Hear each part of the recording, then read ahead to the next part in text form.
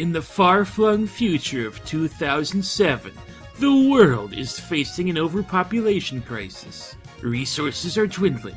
Monsters are attacking Japan. A group of rebels are fighting back. This is the story of two of those rebels. This is the story of Sin and Punishment. Oh, by the way, their name's not Sin and Punishment.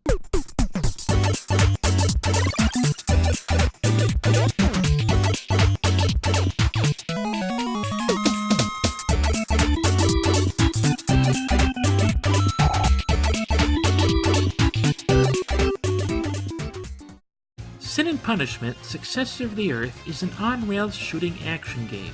It was developed by Treasure, who are most known for classic games like Gunstar Heroes and Dynamite Headdy.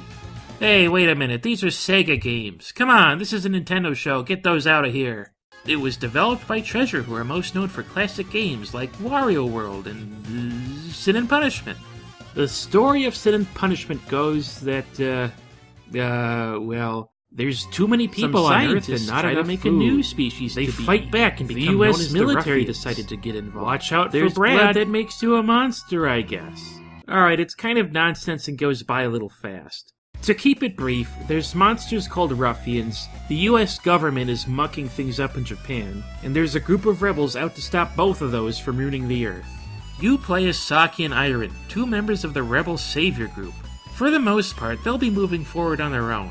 You're in charge of moving them sideways. You're also in charge of aiming and shooting. If you're having trouble moving the cursor fast enough or targeting weak points, you can change it from red to purple.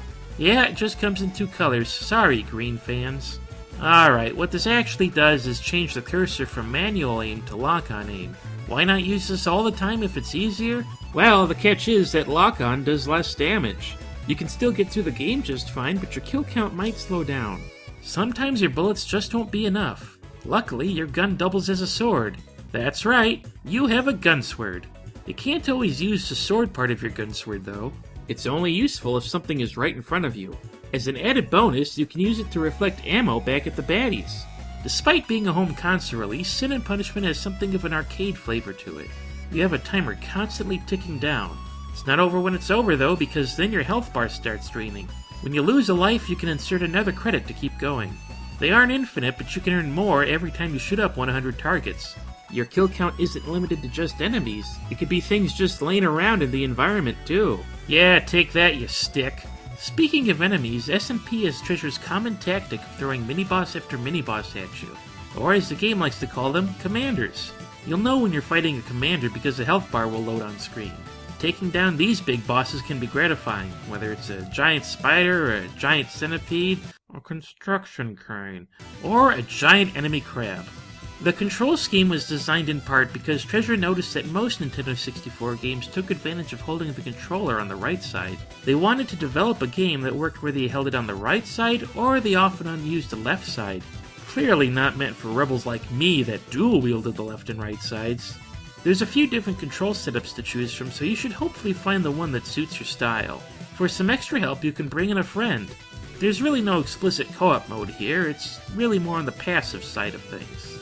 As long as the second controller is plugged in, then you technically have two-player mode available. The second player will be controlling the weapon aiming and shooting, and that leaves moving, jumping, and dodging to player one.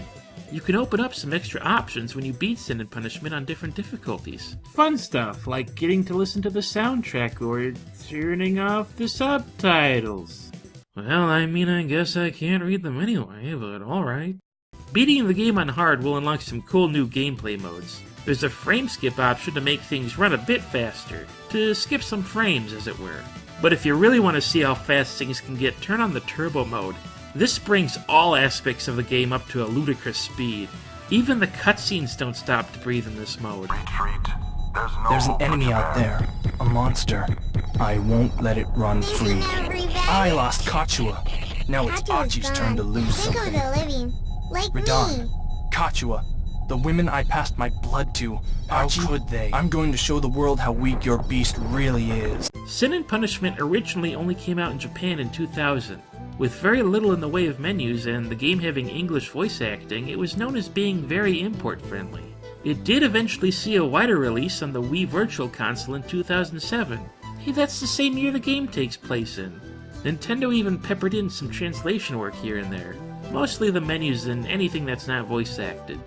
It would be quite a while before a sequel to SMP would come out, but in the meantime, Saki found some work assisting in Smash Bros., where he uses his gun sword. Unfortunately, Saki didn't return to help out in Ultimate, but to make up for that, you can wear his clothes. To sum it up, Sin and Punishment is a frantic, non-stop action game. It might take a bit of time to adjust to the controls, but you should be able to do it. Feel free to pick it up if... No, sorry, table. There's no reason to have that much info anymore. Yeah, there we go. Feel free to pick it up if you want to give it a shot. Or two. Or several. And a sword. Give it a sword.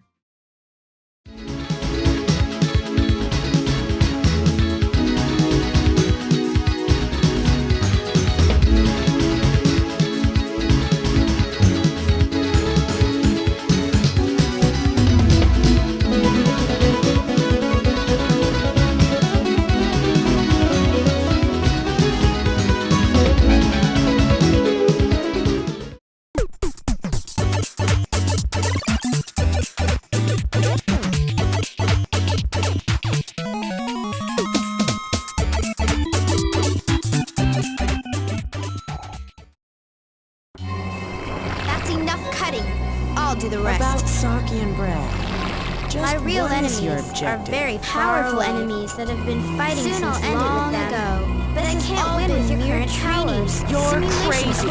You ruined Tokyo. You destroy the world too. Now I need a reason for an even bigger Saki who uses his powers to be feared, respected.